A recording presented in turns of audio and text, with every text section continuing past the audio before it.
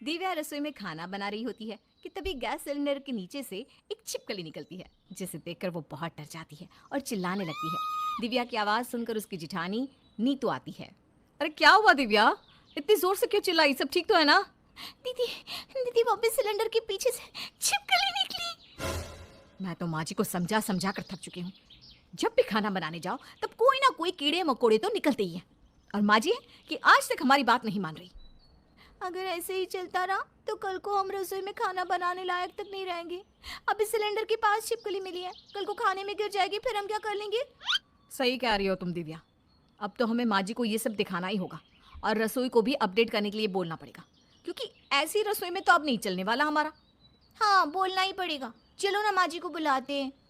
दिव्या और नीतू दोनों अपनी सास सरला को बुलाते हैं। क्या हुआ तुम दोनों को? क्या पागलों की तरह अपना गला फाड़ रही हो? माँ जी अब बस बहुत हो गया, अब हमसे और इस रसोई में खाना नहीं बनाया जाएगा।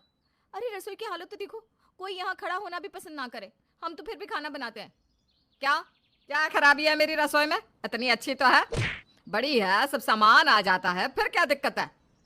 माँ जी माफ करना, इस रसोई में सब सामान नहीं आते, उन्हें अड़साया जाता है। अभी एक सामान निकालो तो चार सामान सीधा हमारे सर पर गिरने लगते हैं। और तो और इसमें से कीड़े मकोड़े भी निकल रहे हैं।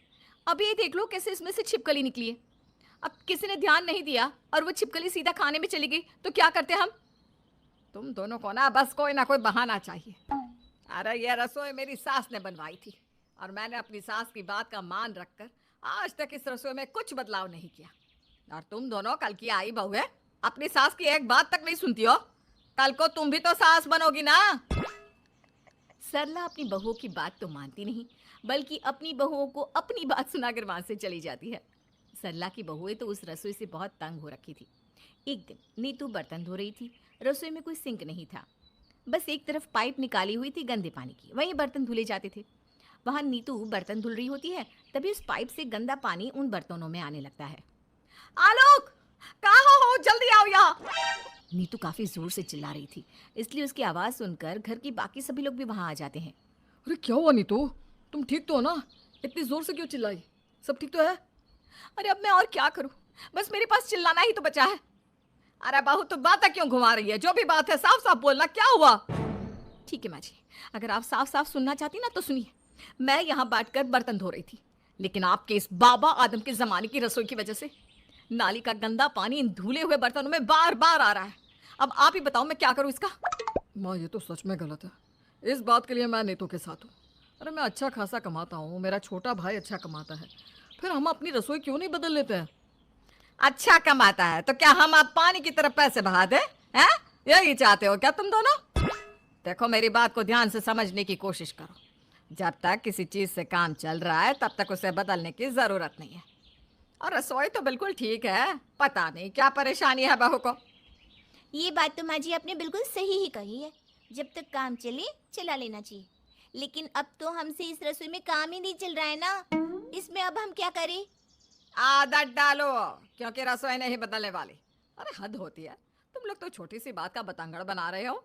रसोई बिल्कुल ठीक है, बस तुम सबका दिमाग खराब हो गया है। सरला की बहुएं हर कोशिश करके थक गई होती है, लेकिन सरला टस से मस नहीं होती। कुछ दिनों बाद आलोक सबको बताता है।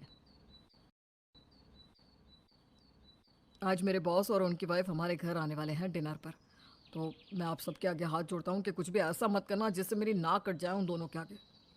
अरे नाक क्यों कटेगी? इतना बड़ा घर है हमारा, वो भी इतने अच्छे से बनाया है।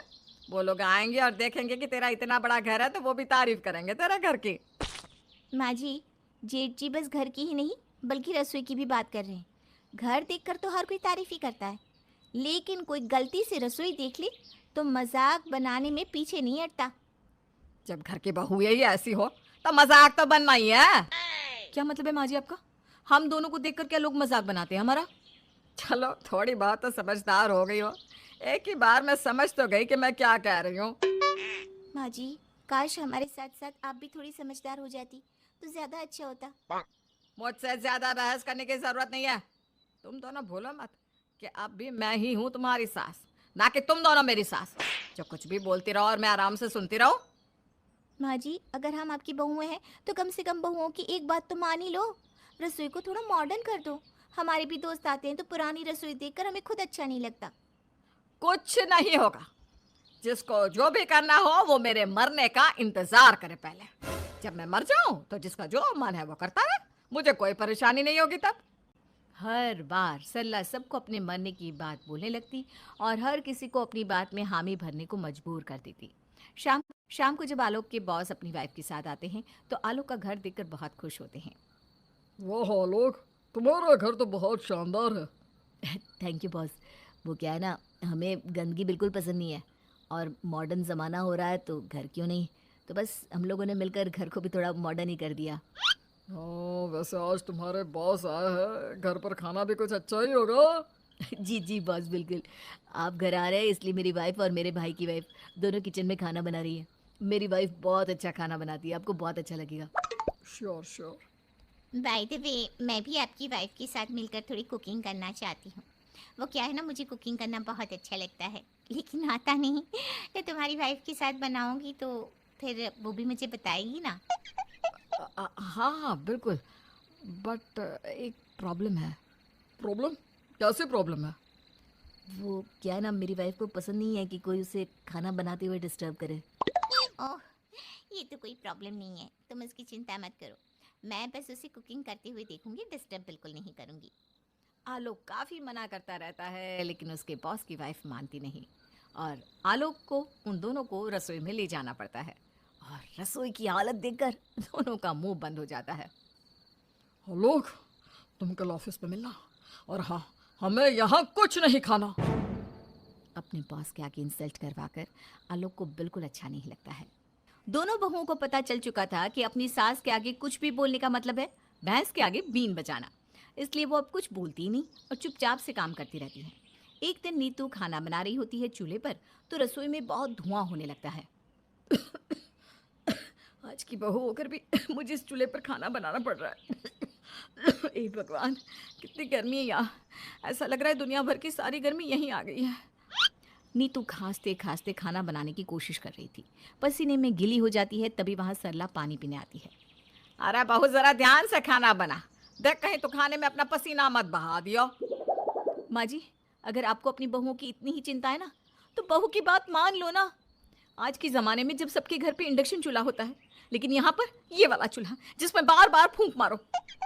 अरे इंडक्शन चूल्हे पर तो हर कोई खाना बना लेता है, बात तो तब मानी जाएगी ना जब कोई इसमें खाना बनाए। और मुझे बहुत खुशी होती है जब मेरी बहू इस पर खाना बनाना भी जानती है। हाँ हाँ, खुशी तो होगी ही ना माँ जी। यहाँ बहुएं गर्मी में चूल्हे पर पागलों की तरह खाना जो बना रही हैं। ज़रूर आपकी सास ने आपकी एक नहीं सुनी होगी, तभी तो आप अपनी बहुओं को परेशान करती रहती हो। अरे बहू, अपनी सास से जरा तमीज से बात कर। मेरी सास भी बिल्कुल मेरी तरह थी, जो अपनी बहुओं को बहुत प्यार करती। मैं तो समझदार हूँ तभी अपनी सास का प्यार समझ गई, लेकिन तुम लोग तो अपनी सास का प्यार देख भी नहीं सकते। इतना ज़्यादा प्यार दिखा दिया है माँ जी ने तो कि अब मुझे सच में दिखना ही बंद हो गया। आखिरकार माँ जी की प्यार का ही तो धुआं है ये। सरला की बहू अब समझ गई थी कि अपनी सास से बोलने का कोई फ़ायदा नहीं होगा, लेकिन फिर भी वो दोनों आते जाते कोशिश करती रहती कि ऐसा कुछ हो जाए और सरला रसोई को मॉडर्न बनाने के लिए मान जाए। ऐसे ही कुछ दिनों बाद नीतू अपनी देवरानी दिव्या के कमरे में जाती है। दिव्या यार, माँ जी का ना बहुत हो रहा है। अरे कब से बोल रहे हैं हम कि अब तो रसोई को मॉडर्न करना चाहिए, लेकिन वो है कि हमारी बात मान ही नहीं रही और ना ही समझना चाह रही है। ये तो गलत है ना। गलत तो माँ जी को समझना चाहिए। अरे जब तक तुम घर चला रहे हो तो करो जो करना है, लेकिन जब घर की बहुएं चलाने लग जाए तब तो समझने की कोशिश करनी चाहिए ना। अच्छा, मैं क्या सोच रही हूँ, माँ जी खुद तो समझने वाली है नहीं, तो अब हम क्यों ना कुछ ऐसा करें कि माँ जी को खुद लगने लगे कि अब बहुओं की बात मान ही लेनी चाहिए। ऐसा क्या कर सकते हैं, मुझे तो कुछ समझ भी नहीं आ रहा। नीतू और दिव्या मिलकर अपनी सास के खिलाफ ही प्लानिंग करने लगती है और कुछ देर बाद दोनों रसोई के 2 हिस्से कर देते हैं और अलग अलग खाना बनाने लग जाते हैं। यह सब क्या है बहू? अभी मैं जिंदा हूँ और मेरे होते हुए तुम दोनों ने मेरी रसोई को 2 हिस्सों में बांट दिया। दोनों को जरा भी शर्म आती है कि नहीं? माँ जी, अब शर्म जाए भाड़ में, जो जैसा करेगा अब उसे वैसा ही मिलेगा। हाँ हाँ, जो जैसा करेगा उससे वैसा मिलना भी चाहिए। तभी तो एक कोने में दीदी खाना बना रही है। एक काम करो, अब से दीदी आप ही माँ जी का खाना बनाना। आखिरकार माँ जी आपको मानती भी तो बहुत है ना। मैं क्यों माँ जी के लिए खाना बनाऊं? माँ जी तो तुम्हें मानती हैं। माँ जी की चहेती बहू तो तुम हो ना।